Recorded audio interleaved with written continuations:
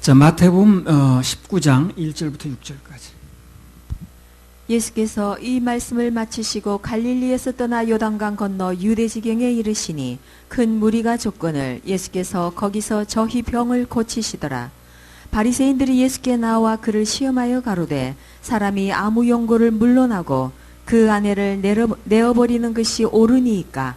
예수께서 대답하여 가라사대 사람을 지으시니가 본래 저희를 남자와 여자로 만드시고 말씀하시기를 이러므로 사람이 그 부모를 떠나서 아내에게 합하여 그 둘이 한 몸이 될지니라 하신 것을 읽지 못하였느냐. 이러한즉 이제 둘이 아니요 한 몸이니 그러므로 하나님이 짝지어 주신 것을 사람이 나누지 못할지니라 하시니. 네, 자, 오늘은 마태복음 19장을 이제 마치면서 중요한 것들에 대한 반복 그리고 추가로 주신 말씀을 받도록 하겠습니다. 마태복음 19장 6절 한번 읽어보세요. 이러한즉 이제 둘이 아니요 한 몸이니 그러므로 하나님이 짝지어 주신 것을 사람이 나누지 못할지니라 하시니. 하나님이 짝지어 주신 것을 사람이 나누지 못할지니라. 하나님의 법에는 이혼이라는 게 없습니다. 우리 이혼당할 일 없습니다. 이혼당할 일 없어요. 우리 교회에 우리가 개개인이 예수님을 혼인한 게 아니에요. 우린 교회가 혼인을 한 거예요. 우리가 교회에 소속된 사람이다 보니까 그러니까 자동적으로 주님과 혼인이 되는 것입니다. 1대1로 혼인하는 게 아니라는. 옛날에 어떤 사람이 이런 질문을 하더라고 나한테. 그러면 나도 예수님 신부고 내 아내도 예수님 신부고 그럼 예수님이 내 안에 뺏어 사는 사람이니까 이렇게 얘기하더라니까. 무식. 교회를 상대하는 거예요. 교회 전체가 예수님 신부예요. 개인을 상대하는 게 아니에요. 그래서 교회의 영원한 신랑이신 예수님은 우리 절대 버리지도 않으시고 또 이혼을 요구하시지도 않습니다. 구원받아 예수님 신부가 된 사람이면 그분에게 버림받을까 봐 걱정할 필요 전혀 없습니다. 우리의 이혼은 절대 안 하신다 그랬으니까. 에베소서 5장 31절 32절.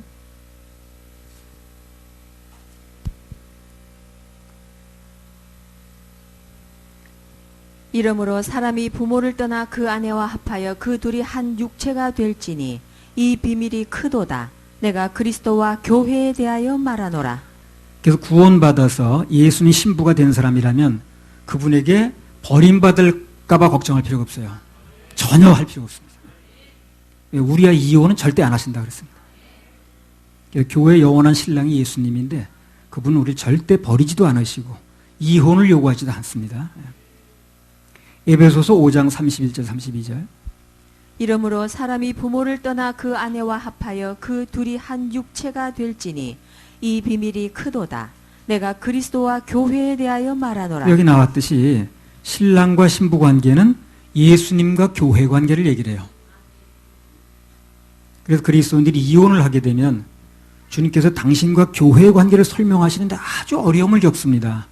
모형이기 때문에. 손가락이 5개인데 그림자가 6개 나올 수가 없잖아요. 그러니까 굉장히 어려움을 겪는 거예요.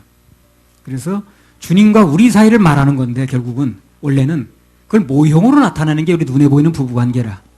그래서 그걸 강조하는 거예요. 그렇다고 부부가 이혼했다고 주님과 우리 관계가 깨지는 건 아니에요. 그러나 모형 문제가 좀 이제 핀트가 안 나가는 거예요. 모형이 무너지면 실체에도 이제 영향을 주거든요, 그게. 그래서 주님께서 그 이혼을 극구 반대하시는 중에는 그것도 이제 중요한 이유가 되는 것입니다. 그래서 주님 안에서 결혼을 한 사람들은 이제 결혼을 하려고 하는 사람들은 자기의 결혼 생활이 주님과 교회 관계를 모형한다는 거 꼭 아셔야 됩니다. 그래서 기왕에 만났으면 어쨌든 행복하게 사셔야 돼요. 그럼 딱 하나는 이유는 그겁니다. 예수 믿는 걸 반대한다면 그럼 진짜 신랑을 찾아야 되겠죠. 그건 어쩔 수가 없는 거예요. 가짜 신랑이, 모형 신랑이, 아니 모형 부인이 진짜 그 신랑을 살라고 하는 것을 그걸 거부한다면 그거는 모형 때문에 실체를 거부할 수는 없거든. 그 건 외에는 그냥 속상해도 살면 됩니다. 그래서 꼭 살아야 되는 그런 이제 전제 조건이 있기 때문에 그래서 만날 때 잘 만나야 되는 거예요. 그래서 만날 때 잘 만나야 되는 거예요. 그래서 믿지 않는 사람 멍해를 함께 하지 말라는 게 바로 그겁니다. 잘못 만나면 어려움을 겪거든. 그런 점들이 있기 때문에 결혼은 처음 만날 때부터 잘 만나야 됩니다. 신앙 안에도 잘 만나야 돼요. 그리고 결혼은 절대적으로 하나님의 인도와 축복 속에서 이루어져야 됩니다. 전도서 4장 9절에서 12절. 이제 지나간 분들은 뭐 얘기할 거 없고 앞으로 결혼할 사람들은 이런 얘기를 잘 들으세요. 귀담아서. 두 사람이 한 사람보다 나음은 저희가 수고함으로 좋은 상을 얻을 것임이라. 혹시 저희가 넘어지면 하나가 그 동물을 붙들어 일으키려니와 홀로 있어 넘어지고 붙들어 일으킬 자가 없는 자에게는 화가 있으리라. 두 사람이 함께 누우면 따뜻하거니와 한 사람이면 어찌 따뜻하랴.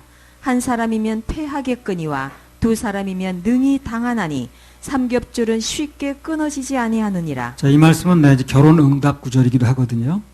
꼭 결혼을 왜 해야 되는가 하는 질문이 내 마음속에 생겼을 때 두 사람이 한 사람보다 낫다 하는 응답이 왔습니다. 낫다는 쪽으로 결정을 한 거예요.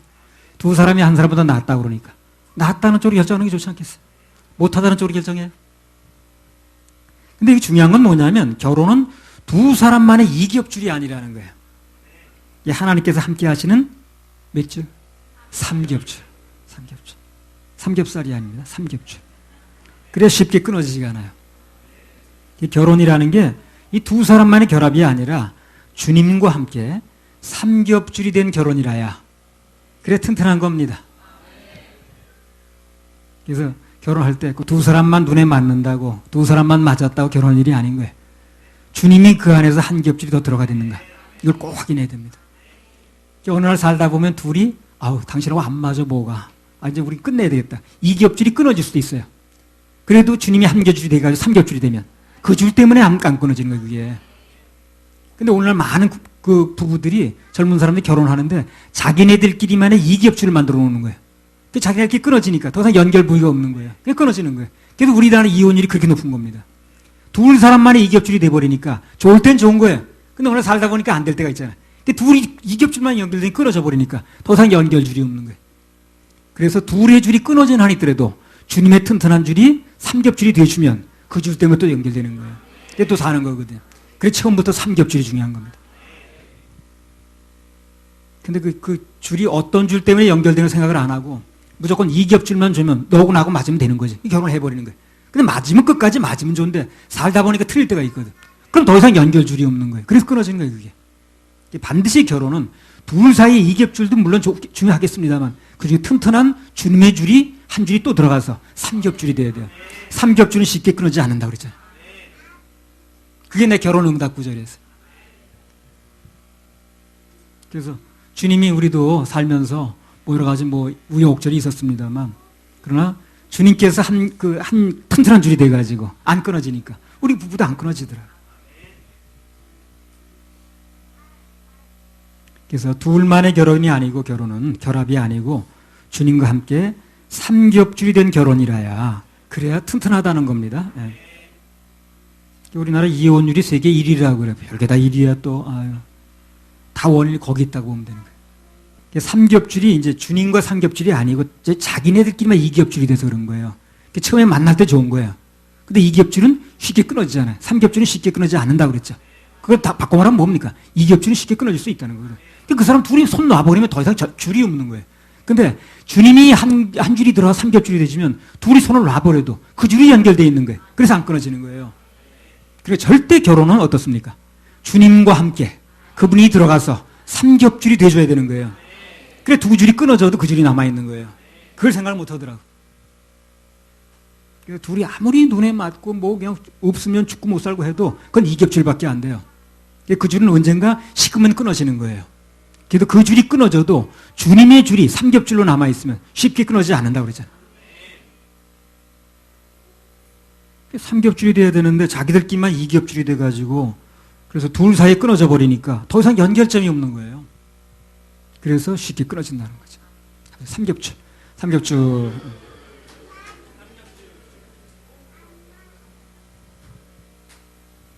전에 이 문제를 가지고 우리 이제 최아무개가 이런 질문을 했어요. 뭐냐면 무슨 질문이냐면 모세라든가 아브라함이라든가 다윗 솔로몬이라든가 성경에 많은 인물들이 딱 보니까 첩을 두더라는 거예요. 모세도 첩을 얻었고, 아브라함도 뭐 후처가 있고, 다윗도 뭐 부인이 여러 명 있고, 솔로몬은 뭐 1000명이나 가까이 있고. 성경에 많은 인물들이 첩을 두었는데, 그게 성서적이냐는 거예요. 예, 질문이 그거였습니다. 정답부터 말씀드리면 뭡니까? 일부 다처제는 완전 비성서적입니다. 완전 비성서적. 그 사람들이 그렇게 했다고 성서에 맞는 게 아니야, 그게. 그들이 그렇게 결정함으로써, 그렇게 인생을 삶으로써 그 인생이 어떤 영향을 받았으며, 어떤 영향이 일어났으며, 어떻게 망가져 갔는가, 이걸 보여주는 거거든. 창세기 2장 24절. 이러므로 남자가 부모를 떠나 그 아내와 연합하여 둘이 한 몸을 이룰지로다. 예, 결혼이라는 것은 하나님 안에서 오직 두 사람이 만나는 거예요. 딱 두 사람. 두 사람이 만나서 맨몸, 한 몸 이루는 거예요. 둘이 만나서 한 몸. 예. 그게 대원칙입니다. 그래서 그 말씀을 어기게 되면 많은 대가를 치릅니다. 그래서 모세도 그랬고요. 아브라함도 그랬고요. 다윗도 그랬고요. 솔로몬도 그랬고요. 일부 다처제를 한 사람 치고 대가를 치르지 않은 사람이 없어요. 다 대가를 치렀습니다. 일생 동안 한 마음 고생하고 골치 아프고 그것 때문에 그냥 막 나라가 망가지고 큰 대가를 치렀어요. 그래서 그런 걸 보면서 이런 엄청난 대가를 치르게 되니까 이런 길을 가면 안 된다는 얘기를 하는 거예요, 지금요. 그렇게 하라는 얘기가 아니고. 성경을 몇 군데 찾아보겠습니다. 민수기 12장 1절.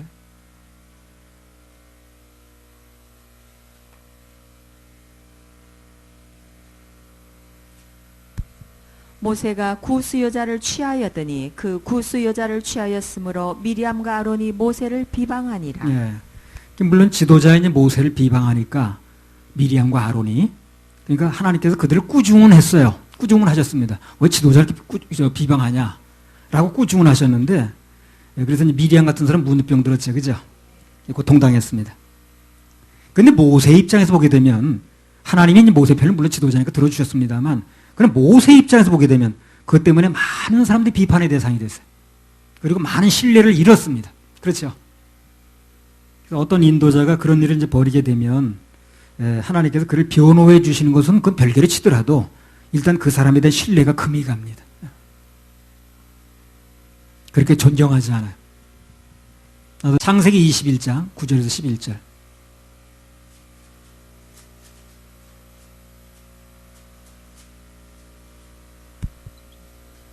사라가 본즉 아브라함의 아들 애굽 여인 하갈의 소생이 이삭을 희롱하는지라.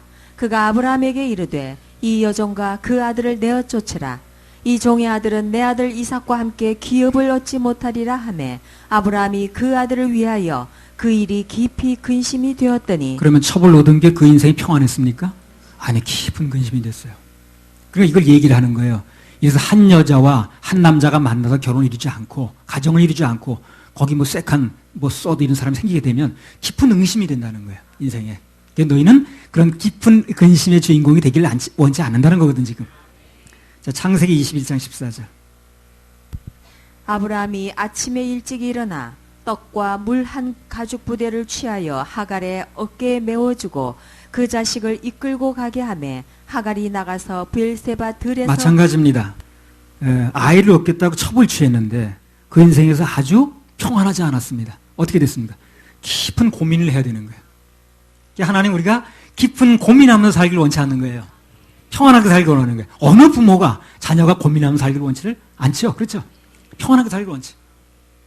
그래서 그 첩을 얻은 결과 아브라함의 인생이 평안이 온 게 아니라 깊은 고민이 온 거예요. 이걸 어떻게 해야 되나? 결국 가족과 생리별을 해야 되는 아주 비싼 대가를 지불했습니다. 그 생리별의 고통이 얼마나 세겠습니까? 그렇죠? 당사자 아니면 모릅니다. 그 자식이 외국만 나가도 영원히 헤어지는 것도 아닌데 공항에서 그리 눈물 나고, 나 그때 아주 처음에 승이고 나갈 때 눈물 났거든. 막 섭섭하고 그냥 철과 승이하고. 그 공항에서 잠깐 이렇게 이별하는 것도 그렇게 눈물이 나는데, 그게 아주 내쫓을 때 어떻겠어요, 아브라함의 속이. 처음부터 가정을 하나로만 이루지 않고 그렇게 첩을 얻었던 게 인생에 이렇게 어려운 일, 눈물 나는 일이 생긴다는 거예요. 그래서 하나님 보실 때 나는 너에게 눈물 나는 인생 되기를 원치 않는다는 거거든. 그럼 어떡하라는 얘기야? 일부일처라는 거죠. 첩을 얻는 게 그게 행복한 게 아니에요. 오늘 그 사건 때문에 이스라엘과 아람 민족으로 나눠져 가지고요. 예, 그 이스마엘이 아람 민족의 소상이자 그 시초잖아요. 그리고 이삭은 유대 민족의 시초고. 전 세계 지금까지 싸웁니다. 그래가 지금까지 싸우는 바람에 자기네끼리 싸우면 좋은데 우리까지 골치 아파요. 그것 때문에. 후딱 뭐 속여가지고 어떻게 한다는 거 그래가지고. 그래서 하나님께서 정해주신 결혼의 원칙이 일부 일처제입니다. 그걸 어긴 대가가 이렇게 큰 거예요. 그 밖에도 일부 다처제를 취했던 뭐 다윗 같은 사람들, 일평생 바람 잘 날이 없어, 바람 잘 날이. 뭐 여기서 뭐 아들이 반란 일으키고 그냥 막 어쩌고 저쩌고 해가지고 뭐 자식들끼리 살인격을 벌리고 그냥 오빠가 이봉두의 동생을 막 무슨 강제로 범하고 말이야. 자식들이 반란 일으키고 일생도 골머리를 앓았습니다. 솔로몬은 어떻게 했어요? 수많은 후궁이 있었죠, 그죠? 예. 그 때문에 그 좋은 총명을 잃었어요. 솔로몬만큼 총명 들어간 사람이 없는데 그 총명을 다 잃어버렸어요. 결국 타락으로 이어졌습니다. 그리고 그 여파로 나라도 남북으로 갈려졌죠, 그죠?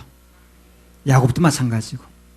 이후 열을 막론하고 자그마치 네 여인을 거드린 것 때문에 그 인생에 바람잘 날이 없었습니다.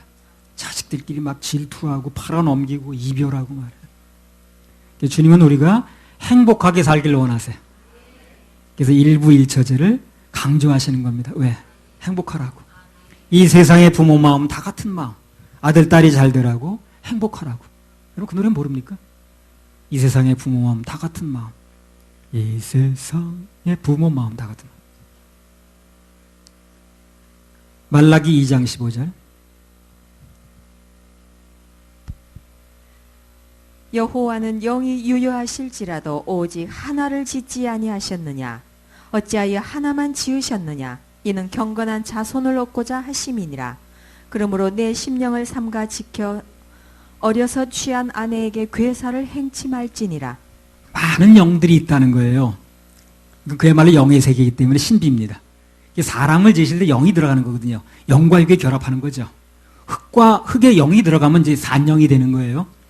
근데 영들이 많이 있다는 겁니다. 천상세계에 하나님 보실 때.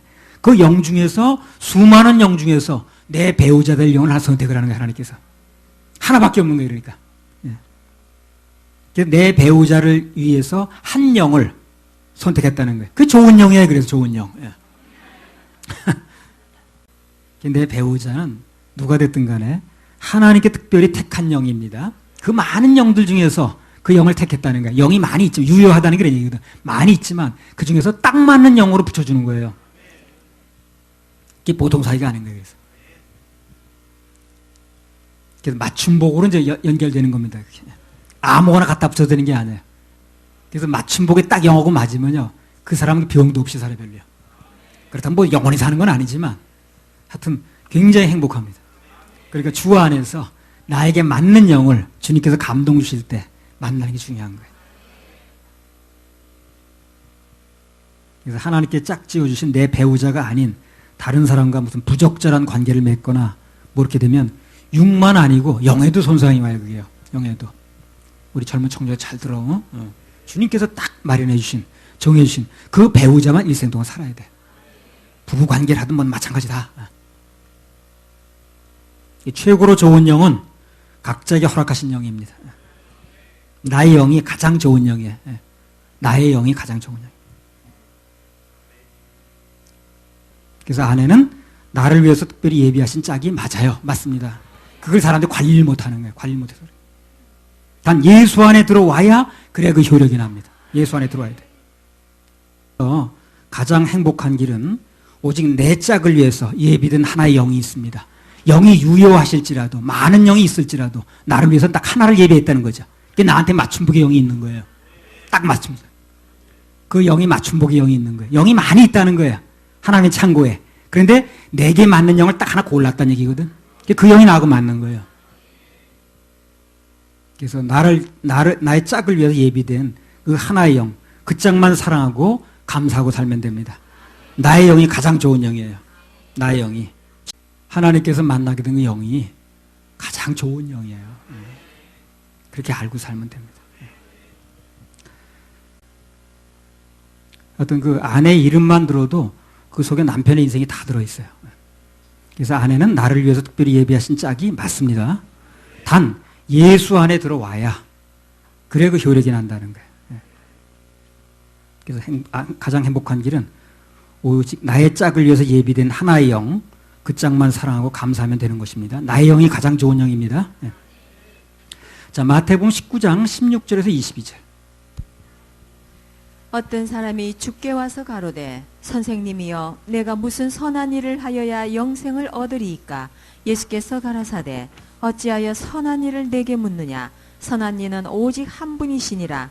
네가 생명에 들어가려면 계명들을 지키라. 가로되 어느 계명이오니이까. 예수께서 가라사대 살인하지 말라, 간음하지 말라, 도적질하지 말라, 거짓 증거하지 말라, 내 부모를 공경하라, 내 이웃을 내 몸과 같이 사랑하라 하신 것이니라. 그 청년이 가로되 이 모든 것을 내가 지키었사오니 아직도 무엇이 부족하니이까. 예수께서 가라사대 네가 온전하고자 할진대 가서 내 소유를 다 팔아 가난한 자들을 주라. 그리하면 하늘에서 보화가 네게 있으리라. 그리고 와서 나를 좇으라 하시니 그 청년이 재물이 많음으로 이 말씀을 듣고 근심하며 가니라. 자, 여기 보면 나면서부터 모든 율법을 다 지켰다던 그 청년이 결국 무슨 문제에 걸립니까? 재물 문제에 걸렸어요. 모든 것을 결국은 다 어디서 걸립니까? 재물 문제에서 걸려요. 그럼 재물 문제가 풀리면 다 풀리는 거예요. 다 풀리는 거예요. 마지막에 거기서 걸리는 거예요. 다 지켰습니다. 또 뭐요? 또 뭐? 뭘 지켜야 되는데 하던 사람도 재물 문제에 걸리는 거예요. 그럼 재물 문제가 풀리면 다 풀리는 거죠. 아주 성경은 너무 정확하게 답이 나와 있는 거예요. 하나님의 은혜를 체험하려면 반드시 깨야 될 게 물질 우상입니다. 그것부터 깨야 뭐가 돼도 되는 거예요. 물질 우상을 깨는 가장 그 좋은 방법이 뭐 우리가 잘 알려진 대로 하나님께 심는 것입니다. 일단 심으려고 하면 심을 걸 주세요. 고린도 후서 9장 10절. 심는 자에게 씨와 먹을 양식을 주시는 이가 너희 심을 것을 주사 풍성하게 하시고 너희 의의 열매를 더하게 하시리니. 예. 그래서 심는 자에게 심을 거 주신다 그랬잖아요. 모든 재물은 위치면에서 볼 때 반드시 하나님과 사람 그 밑에 있어야 됩니다. 재물이 하나님 위에 사람 위에 있으면 안 돼요. 그럼 그 사람 인생이 굉장히 어렵게 됩니다. 재물은 반드시 하나님과 사람 밑에 있어야 돼요. 하나님 밑에 당연하고 내 밑에 있어야 돼요. 내가 그것을 좌지우지할 수 있어야 돼요. 거기 휘둘리면 안 됩니다. 그리고 그 인생은 계속 휘둘리는 인생이 돼요.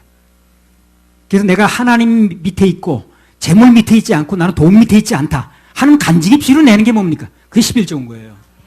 난 돈 밑에 있는 사람이 아닙니다. 돈에 휘둘리는 사람이 아닙니다. 나는 돈을 지배하는 사람입니다. 이 표시로다가 간증의 표시로 11조 드리는 거예요. 아무튼 모든 재물은 위치면에서 볼 때 반드시 하나님과 사람 그 밑에 있어야 됩니다. 그래 문제가 안 생겨요. 돈이 하나님 위에 있든가 내 위에 있게 되면 아주 뒤죽박죽 되는 거예요. 그게. 인생이 복잡해져요. 그리고 순서가 바뀌게 되면 부부 간에도 복잡해지고 부모 자식 간에도 복잡해지고 사람 간에도 반드시 문제가 일어납니다.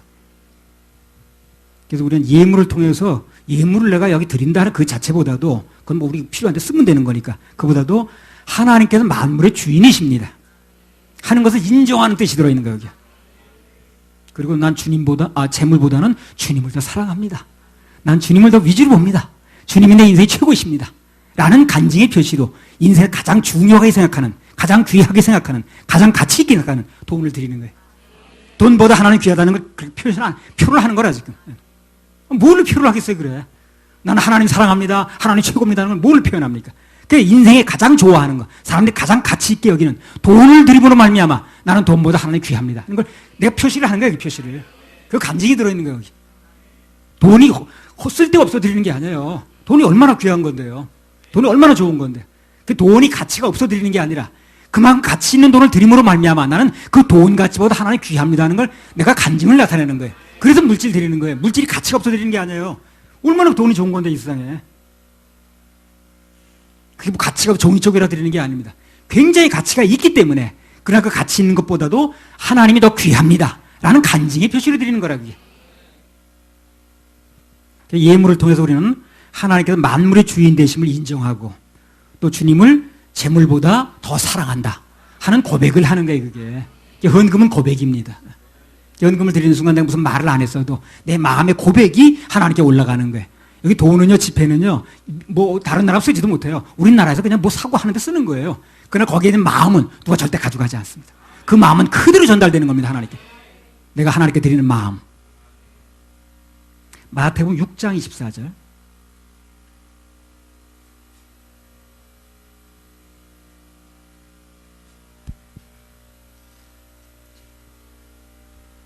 한 사람이 두 주인을 섬기지 못할 것이니 혹 이를 미워하며 저를 사랑하거나 혹 이를 중히 여기며 저를 경히 여김이라. 너희가 하나님과 재물을 겸하여 섬기지 못하느니라. 아까 그 이게 재물이라는 게요, 사람들이 어느 정도 생각하느냐면요, 하나님과 견줄 만큼 그렇게 중요하다는 거예요. 이런 재물이 우습게 생각하지 마세요. 하나님과 견줄 만큼이 중요한 거예요, 사람들에게. 그리고 거기 죽고 사는 거예요, 그 때문에. 하나님과 딱 같은 위치에 놓고 하나님이야 이거야, 그렇게 선택을 요구할 만큼, 그만큼 재물이 중요한 겁니다. 그래서 그 중요한 거기 때문에 드릴 때 가치가 있는 거예요. 그래 가치 없는 것 같으면 드려봐도 가치가 없는 거죠. 그렇죠? 그만큼 가치가 있기 때문에 드릴 때 가치가 있는 거예요. 하나님과 딱 저울에 놓고 같이 이게 옳은 거야? 이게 무거운 거야? 하고 저울질 해볼 정도로 그렇게 중요한 게 재물인 거예요. 그래서 그걸 드릴 때 하나님의 사랑이 증명되는 거예요, 이게. 재물이라는 게 무슨 가치가 없어 드리는 게 아니고 사람들이 하나님과 견줄 만큼 그래 대단한 위력을 가지고 있는 거예요, 그게. 돈 우습게 보면 안 됩니다. 엄청난 가치가 있기 때문에, 그렇기 때문에 물질을 드린다는 것이 주님 사랑에 대한 강력한 표현이 될 수 있는 거예요, 그게. 그만큼 가치가 있기 때문에 그런 거예요, 그게. 인간이 소유할 수 있는 가장 값진 걸 드리는 거예요. 인간이 소유할 수 있는 것 중에서 물질만큼 가치 있는 게 없습니다. 그것 때문에 사람 죽고 살고 하잖아요. 그만큼 가치가 있기 때문에 그걸 드리는 걸 통해서 내가 주님 사랑을 증명한다, 그 말이에요. 말라기 3장 8절 9절. 사람이 어찌 하나님의 것을 도적질하겠느냐. 그러나 너희는 나의 것을 도적질하고도 말하기를 우리가 어떻게 주의 것을 도적질하였나이까 하도다. 이는 곧 11조와 헌물이라. 너희 곧 온 나라가 나의 것을 도적질하였으므로 너희가 저주를 받았느니라. 자, 여기 보면 모든 재물의 10분의 1, 그것은 누구 거? 하나님 거라고 그랬습니다. 그걸 구별 안 하면 하나님 것을 구별 안 했기 때문에, 내 게 아니기 때문에 도둑이라는 용어를 썼어요. 하나님께서 살인을 싫어하듯이 도둑질도 싫어하십니다. 그렇겠죠? 살인만 싫어하는 게 아니에요. 도둑질도 역시 싫어하십니다. 도적을 거룩하다고 말하잖아요. 거룩의 책인 레위기 맨 마지막이 뭘로 끝납니까? 10의 1조 얘기로 끝나는 거예요. 그래서 레위기는 주제가 뭡니까? 거룩의 책입니다. 거룩의 책인 맨 마지막이 11조 얘기를 하고 끝나는 게 뭐냐면 11조 문제 해결 안 되면 거룩하고 관계가 없다는 얘기를 하는 거예요. 그래서 그렇게 끝을 맺는 겁니다. 거룩이란 그런 말이 나오려면 최소한 도둑은 면해야 된다는 얘기를 하는 거거든. 하나님께서는 당신의 소유권을 10분의 1은 당신 거라고 그랬으니까 철저하게 챙깁니다. 사람은 힘이 약하면 내 것도 못 찾아먹는 경우가 많아요. 그러나 하나님은 강하신 분이기 때문에 당신 것을 절대 못 찾거나 하지 않습니다. 누구든 마찬가지로 아주 철저하게 챙기십니다. 누구든지 하나님 것을 횡령할 수 있다고 생각하면 그건 오산입니다. 큰 착각이에요. 몰라서 그렇지 우리가요. 안 믿는 사람들의 11조도 하나님께 철저하게 챙긴다는 걸 아셔야 돼요. 난 교회 안 다니니까 뭐 11조 관계없어. 그런 사람의 11조도 하나님 다 챙긴다는 걸 알아야 돼요. 사람들이 잘 모를 뿐이라 그거. 병원비로 나가든가 뭐 잃어버리든가 뭐 사업을 실패하든가 교통 스티커를 띄든가 하여튼 자우지간 사건 사고를 통해서 하든가 무슨 병원비로 나가든가 자우지간 뭘 통해서든지 10분의 1 다 가져갑니다. 당신 거라고 그랬으니까. 근데 사람들이 잘 모르는 거예요, 그거를. 그렇게 나가는 줄 모르는 거예요. 반드시 그분 거이기 때문에 그분께서 가져가십니다. 그건 안 믿는 사람도 마찬가지예요. 그래서 우리는 미리 그냥 드리는 거예요. 그분 거라고 그랬으니까. 그런 일 당하기 전에. 그래서 아무튼 10의 1조라는 건 하나님과의 물질 관계를 정립하는 제일 첫걸음입니다. 시편 50편 9절에서 12절.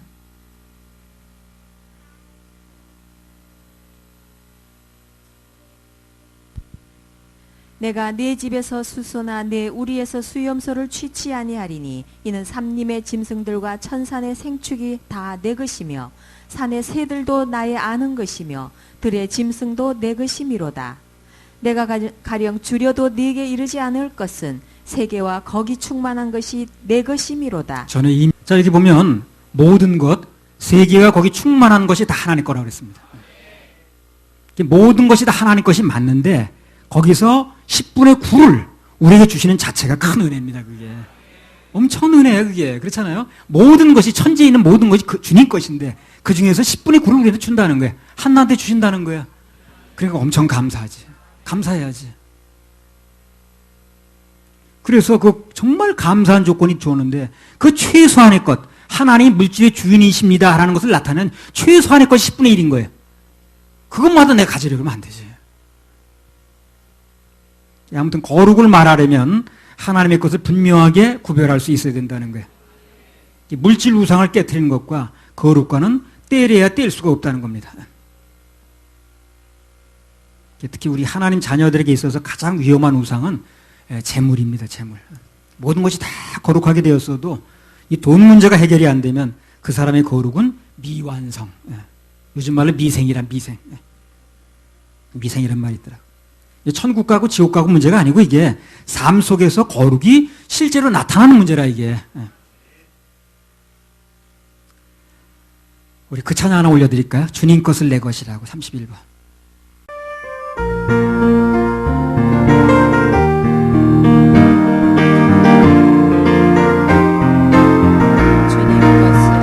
주님 것을 내 것이라고 고집하네.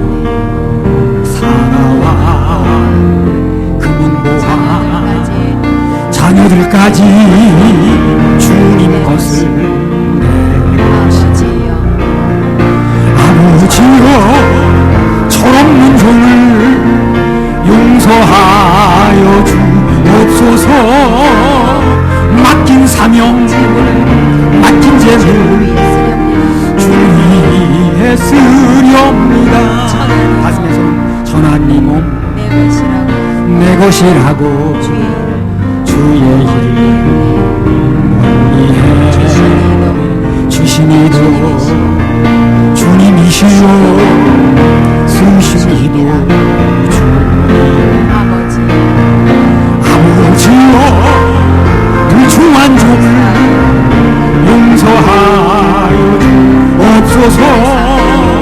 세상 유혹 당월지하고 주의 일만 하렵니다. 가슴에서 주님 사랑 받기만 하고 감사할 줄 몰랐어.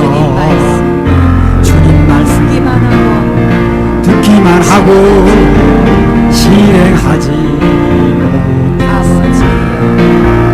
아버지여 연약한 종을 용서하여 주옵소서. 주님 명령 순종하면서 주를 위해 살렵니다. 주님 것을 내 것이라고 고집하며 살아왔네. 자녀들까지 주님 것을 아버지여 두 손 들고 철없는 종을 용서하여 주옵소서. 맡긴 사명 맡긴 재물 주를 위해 쓰렵니다. 자, 마태복음 19장 23절에서 26절. 예수께서 제자들에게 이르시되 내가 진실로 너희에게 이르노니 부자는 천국에 들어가기가 어려우니라. 다시 너희에게 말하노니 약대가 바늘 귀로 들어가는 것이 부자가 하나님의 나라에 들어가는 것보다 쉬우니라 하신대. 제자들이 듣고 심히 놀라 가로되 그런즉 누가 구원을 얻을 수 있으리이까. 예수께서 저희를 보시며 가라사대 사람으로는 할 수 없으되 하나님으로서는 다 할 수 있느니라. 26절만 다시 읽어보세요. 예수께서 저희를 보시며 가라사대 사람으로는 할 수 없으되 하나님으로서는 다 할 수 있느니라. 신앙생활의 핵심은 주께서 하신답니다. 따라해보세요. 주께서 하십니다.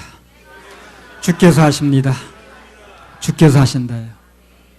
그게 철저하게 몸에 배야 됩니다. 한시라도 그걸 잊고 내가 하기 시작하면 큰 문제가 일어납니다. 그렇게 하기 시작하면 잘 되면 교만이고 안 되면 낙심이라. 둘 다 나빠요. 둘 다. 교만도 나쁘고 낙심도 나쁘고. 그래서 매사에 내가 하는 것은 백해무익입니다. 신앙생활의 핵심은 무엇인가? 내 생각을 내려놓고 하나님 생각, 말씀에 맞추는 거죠. 그래서 그게 이루어지면 주님께서 내 안에서 일을 하십니다. 그럼 그때부터 안 되던 게 되어지고, 안 끊어지던 게 끊어지고, 그렇게 안 끊어지던 거, 막혔던 게 뚫어집니다. 막혔던 게 뚫어집니다. 막혔던 게 뚫어집니다. 내가 하면 실패고, 주님께서 하시면 백발백중 성공입니다. 예. 또 해보세요. 백발백중. 백발백중.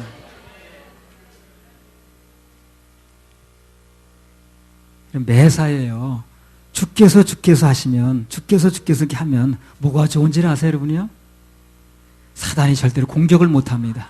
매사에 주께서, 예수께서 하는 사람은 사단이 공격을 못 해요. 내가 하니까 공격을 하는 거예요. 내가 하는 사람은 사단이 공격하지. 1호 옵니다, 1호. 맨날 공격받아요. 편할 날이 없어요. 그럼 매사에 주께서, 하나님께서, 예수께서 하는 사람은 사단이 공격을 못 합니다. 주께서 한다는데 뭘. 내가 어쩌고, 내가 했는데 이런 사람은 맨날 공격 대상이라. 아주 사단이 그런 날 공격으로 찾아다녀요. 인생이 고달프죠. 근데 매사에 주께서, 하나님께서 하셨습니다. 주께서 하셨습니다. 라고 하는 사람은 사단이 공격을 못 해. 사단이 주를 공격할 수는 없잖아요. 그게 평탄한 거예요, 그래서. 근데 사람들이 그걸 모르고 전부 내가 해. 내가 했습니다. 내가 해야지. 그러니까 그냥 공격 대상이라. 내가 하면 사단의 아주 밥이라. 나는 눈에 보이는 존재죠. 사단은 안 보이죠. 누가 이기죠? 사단이 이기지. 그래서 우리는 매사에 주께서, 주님께서 그렇게 말을 해야 돼요. 주께서, 주님께서 다 하십니다. 이렇게 말을 해야 돼요. 구약시대 삼손 같은 사람도 주께서 힘을 주셨습니다. 힘 어디서 나는지 잠깐 물어보죠. 어디서 힘이 나는 거야? 주께서 주셨어. 그러면 주께서 주셨다는 거 어떡하겠어, 그 사람들이. 자기도 예수 믿든가 해야지. 근데 무슨 머리카락에 있다는 둥 그러니까 이제 나 걸리는 거예요, 그게. 처음부터 주께서 주셨다 그러면 되는 건데 하나님께 주신 거라고. 그럼 하나님 뺏어가겠어, 그 사람들이? 아니 자기도 믿든가 하는 거지. 근데 그걸 그렇게 말을 안 하고 뭐가 어디 있다는 둥 결국 머리카락이라고 나오잖아요. 처음부터 주님께서 주셨다 그랬으면 되는 건데. 주님께서 주셨다는 게 가장 안전한 방법이 그게. 한번 해요. 주께서, 예수께서, 이게 가장 안전한 겁니다. 그전 안전한 게 없어요. 그 공격 받을 일이 없어요, 이렇게 되면.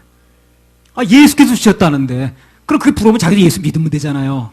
그 공격할 일이 없는 거예요. 내가 하니까 공격을 받는 거예요, 그게. 내가 했지, 내가 이래봬도, 그러니까 그 사람 공격받는 거예요. 주께서 하면 유혹 받을 일도 없어요. 예.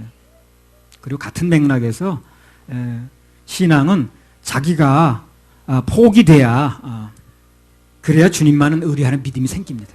내가 폭이 돼야 주님만을 의뢰하는 그 믿음이 생긴다니까. 자꾸 내가 하기 시작하면 주님이 내 안에서 나타날 수가 없어요. 자기 자신의 한계를 봤을 때 신앙이 이제 자리 잡고 또 신앙이 자랍니다. 가끔 실패도 좀 해봐야 돼. 그래야 이제 포기가 된다고. 실패를 좀 해봐요. 자, 누가복음 15장 11절에 19절. 또 가라사대 어떤 사람이 두 아들이 있는데 그 둘째가 아비에게 말하되 아버지여 재산 중에서 내게 돌아올 분깃을 내게 주소서 하는지라. 아비가 그 살림을 각각 나눠 주었더니 그 후 며칠이 못되어 둘째 아들이 재물을 다 모아가지고 먼 나라에 가 거기서 허랑방탕하여 그 재산을 허비하더니 다 없이 한 후 그 나라에 크게 흉년이 들어 저가 비로소 궁핍한지라. 가서 그 나라 백성 중 하나에게 붙여 사니 그가 저를 들러 보내어 돼지를 치게 하였는데 저가 돼지 먹는 쥐엄 열매로 배를 채우고자 하되 주는 자가 없는지라. 이에 스스로 돌이켜 가로되 내 아버지에게는 양식이 풍족한 품꾼이 얼마나 많은고 나는 여기서 주려 죽는구나. 내가 일어나 아버지께 가서 이르기를 아버지여 내가 하늘과 아버지께 죄를 얻었사오니 지금부터는 아버지의 아들이라 일컬음을 감당치 못하겠나이다. 나를 품꾼의 하나로 보소서 하리라 하고 이에 일어나서 아버지께로 돌아가니라. 누가복음 15장에 나오는 탕자 얘기는요 너무나 유명하기 때문에 따로 설명이 필요 없습니다. 단 한 가지 눈여겨볼 건 뭐냐면 탕자가 언제 아버지께로 돌아갈 마음이 생겼냐는 거예요. 한 가지 눈여겨볼 건 뭐냐면 탕자가 언제 아버지께로 돌아갈 마음이 생겼냐는 거예요. 누가복음 15장 17절. 17절. 이에 스스로 돌이켜 가로되 내 아버지에게는 양식이 풍족한 품꾼이 얼마나 많은고 나는 여기서 줄여 죽는구나. 네. 아버지를 떠나서는 나는 도저히 내 힘으로 아무것도 할 수가 없다. 그 생각이 왔을 때 그때 진정으로 돌이킬 수 있었어요. 주염 열매가 돼지 먹는 열매라고 그래. 사료라고 그럽니다. 어떻게 그거라도 먹고 버텨보려고 했을 때 그래도 이거라도 먹고 버텨야지. 그렇게 버티려고 했을 때는 어떻게 된 거예요? 죽을 일만 생겼어요. 자기 힘을 버티려고 그러니까. 그래서 매사에 내가 하면 어떻게 돼? 살 일이야, 죽을 일이야? 죽을 일만 생겨요. 예수 믿는 사람들은 내가 하면 안 돼요. 자기를 믿으면 안 돼요. 그럼 죽을 일만 생겨요. 그래서 결국 내가 하는 일의 결과가 이렇다. 철저하게 자기의 한계를 봤을 때 그때 진정으로 돌아올 수가 있는 거예요. 아, 이제는 아버지께 진정으로 맡겨야 되겠구나. 아, 이게 내가 하니까 결국은 난 죽을 일밖에 없구나 하는 게 분명하게 깨달아지는 거예요. 그때 진정한 회개가 되는 겁니다. 그 마음이 바뀌는 게 회개라니까요. 신앙이라는 건 문자 그대로 오직 예수님만 믿는 거예요. 많이 중요합니다. 예수님만 하면서 예수님만이 중요합니다. 그 모든 걸 그분께 맡기는 거예요. 모든 것을 내가 해서는 안 된다는 것이 철저하게 깨달아질 때 그때 되어지는 겁니다. 그때 진정으로 맡겨질 수가 있는 거예요. 그런 맥락에서 볼 때 돈의 어려움을 겪게 하는 이유도 바로 그겁니다. 철저하게 그분의 은혜로 선한 법을 깨닫게 하시려고 그러는 거예요. 돈 중독을 씻어내는 과정이라고 보면 되는 거예요. 왜 돈의 어려움을 겪게 한다고요? 돈 중독을 씻어내는 과정이라고요. 그 중독이 씻어내져가지고 중독이 풀리면 돈 문제도 풀리겠죠. 당연히 풀리겠죠. 그 돈 문제가 어려운 것은 아무래도 무릎을 치면서 돈 중독을 씻어내는 과정이에요. 그게. 그 돈 중독이 씻어지면 돈 문제 해결됩니다. 물질의 어려움을 겪어도 그래도 감사하면서 기다리면 돼요. 괜히 분만 불평하다가 연단 기간만 길어지게 하지 말고. 아무튼 신앙생활에 힘이 들고 고달프다는 것은 아직도 뭔가 내가 하고 있는 겁니다. 이게. 나도 마찬가지 어떤 힘들 때가 있거든요. 그게 보면 힘들 때 보면 내가 뭐 힘을 주고 있더라고. 내가 막 서두르거나 내가 막 목을 하려고 애를 쓰고 그러고 있더라고. 그래서 힘든 거예요, 그게. 주님께서 하시면 힘들 리가 없어요. 절대 힘들지 않습니다. 근데 무언가 힘이 들다는 건 은연 중에 내가 힘이 들어간 거예요. 내가 급해지고 내가 하려고 그러고 내가 앞서가려고 그러고 그러니까 힘든 거예요. 주님이 앞장서시고 주님이 일하시고 나는 따라가고 은혜를 입으면 절대 힘들지 않습니다. 힘들 리가 없어요. 그 잠깐 잊어버리고 내가 힘을 주고 내가 뭘 앞서가려고 그러고 내가 애를 쓰니까 그때 힘이 들어가는 거예요. 내가 힘들고 뭐가 어려우면 그러면 보세요. 내가 힘쓰고 있지 않는가. 절대 주님이 하시면 힘들지 않습니다. 틀림없습니다. 나를 못 내려놔서 그런 거예요. 근데 이게요, 한 번 내려놨다고 계속 가는 게 아니더라고. 환경이 자꾸 달라지니까 금방 또 내가 나가. 그래서 수시로 점검을 해봐야 돼. 항상 점검해봐야 되고 항상 꺼진 불도 다시 봐야 되고 그리고 말씀 계속 들어야 되고 이렇게 다 들었어도요, 한 열흘만 어디 가서 세상살이 하면 또 자기가 나와. 내가 힘줘야지. 신앙생활이라는 건 뭔가 잘 될 때보다 오히려 안 될 때도 성장할 수 있어요. 안 돼야 맡기게 되거든. 안 돼야 내려놓잖아요. 잘 되면 맡기질 않아요. 뭐 힘주고 막 가려고 그러지. 안 돼야 내려놓는 거예요. 그래서 안 될 때가 오히려 잘 될 때가 많다니까 그래. 그때가 더 성장되는 거예요. 신앙은 노력의 대가가 아니라 은혜로 받는 것입니다. 성경의 주제도 그래도 헤세드라, 헤세드. 생수은혜. 참 이름 잘 지었어 이거. 내가 진 게 아니에요. 생수은혜라 하라. 그랬더니 정말 2009년부터 2002년에 시작되는데 2009년부터 주님께서 이 생수를 은혜 사역으로 바꾸시더라고. 정말 생수를 은혜 사역으로 바꾸셨어요. 최초에 그 이름을 지을 때만 해도 나 자신도 이런 은혜 사역이 예비된 줄은 나도 몰랐어요. 그렇게 하라니까 순종한 것뿐이라. 근데 나중에 보니까 정말 은혜 사역으로 바꾸시더라고. 주님의 사역은 물론이고 그의 신앙생활 전반이 전부 은혜입니다. 이게. 성경의 주제가 헤세드. 헤세드가 뭡니까? 은혜입니다. 은혜. 누가복음 15장 11절 12절. 또 가라사대 어떤 사람이 두 아들이 있는데 그 둘째가 아비에게 말하되 아버지여 재산 중에서 내게 돌아올 분깃을 내게 주소서 하는지라. 아비가 그 살림을 각각 나누어 주었더니 탕자가 간단히 말하면 뭐가 탕자냐? 자기가 뭘 해보려는 게 탕자예요. 그 사람이 뭐 엄청 잘못해서 탕자가 아닙니다. 우리는 탕자부 되게 나쁜 사람, 아주 그냥 못된 이렇게 생각하는데 그게 탕자의 개념이 아니에요. 성경에서 말하는 탕자 개념은 하나님 없이, 아버지 없이 자기가 뭘 해보려는 게 탕자입니다. 탕자의 개념이 그렇다니까. 아버지의 은혜를 입으려고 하지 않고 자기가 뭘 하려고 애쓰는 게 탕자라니까요. 탕자가 뭔지 알아야지. 그래서 그가 죽을 죄인이라고 인정하고 아버지께 돌아오니까, 그가 뭐 잘한 건 별로 없지만 돌아오니까 탕자에서 벗어나죠. 그죠? 그래서 뭐 자살하면 지옥 가 그런 사람들은요, 그 말 속엔 자기 자랑만 있는 거예요. 이 사람이 하나님의 은혜가 없는 거예요. 난 그렇게 안 산다, 나는 절대 그런 일 안 한다, 자기 자랑만 있는 거예요. 그래서 그 사람이 탕자가 되는 거예요. 그래서 물 엄청 잘못된 탕자가 아니라 아버지 없이도 살 수 있다는 얘기거든. 그게 내가 하지 말아야 된다고 그러니까, 그 자기를 위주로 살아가니까 그게 탕자가 되는 거예요. 자살하면 지옥 가, 그 말 속에 자기 자랑만 있는 거거든. 적어도 난 자살 안 했거든, 요 자랑이 있는 거예요. 그런 행위를 안 하고도, 자살이라는 행위를 안 하고도 사는 것도 철저하게 하나님의 은혜거든요. 그게. 근데 그걸 모르는 거야. 내가 안 했다고. 그래 탕자라. 달래 탕자가 아니고. 갈라디아서 6장 14절.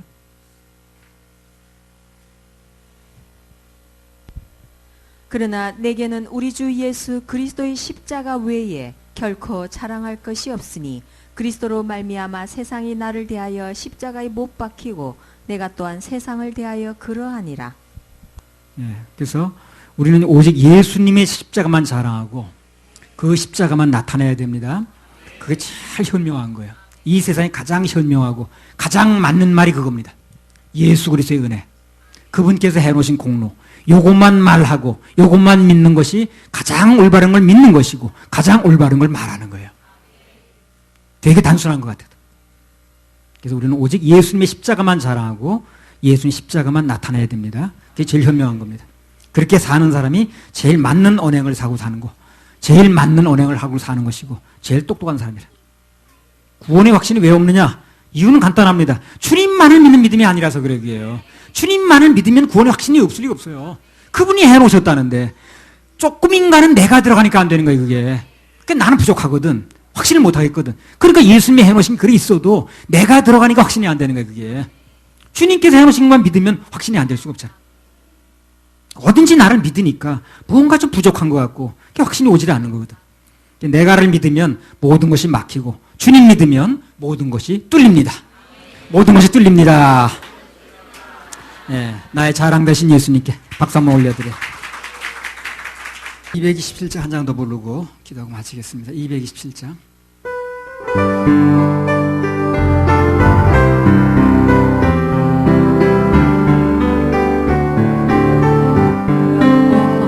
멀고 험한 이 세상 길, 소망 없는 나그네에게 방황하고 헤매이며 정처 없이 살아왔네. 의지할 곳 없는 이몸 위로받고 살고 가서 세상 유혹 따라가다 모든 것을 다 잃었네. 가슴에서는 무거운지 등에 지고 쉴 곳 없어 애처로운 쓰러지고 넘어져도 위로할 자 내겐 없었네. 세상에서 버림받고 귀한 세월 방탕하다 아버지를 만났을 때 죄인임을 깨달았네. 가슴에서는 눈물로써 회개하고 아버지의 품에 안기어 죄악으로 더럽힌 몸 십자가에 못 박았네. 구원하 세상에서 제일이라 영광의 길 허락하신 찬양하네. 내 주 예수 찬양하네. 멀고 험한 이 세상 길 소망 없는 나그네에게 소망 없는 나그네에게 방황하고 헤매이며 정처 없이 살아가네. 의지할 곳 없는 위로받고 살고파서 세상 유혹 따라가다 모든 것을 다 잃었네. 가슴에서 무거운 짐 등에 지고 쉴 곳 없어 애처로운 쓰러지고 넘어져도 위로할 자 내겐 없었네. 세상에서 버림받고 귀한 세월 방탕하다 아버지를 만났을 때 죄인임을 깨달았네. 가슴에서는 눈물로서 회개하고 아버지의 품에 안기어 죄악으로 더럽힌 십자가에 못 박았네. 오른손 구원함을 얻은 이분 세상에서 제일이라 영광의 길 허락하신 내 주 예수 찬양하세. 누구에게도 말할 수 없는 아픈 상처입니다. 누구에게 말할 수 없는. 네, 십자가만 바라보세요. 96절.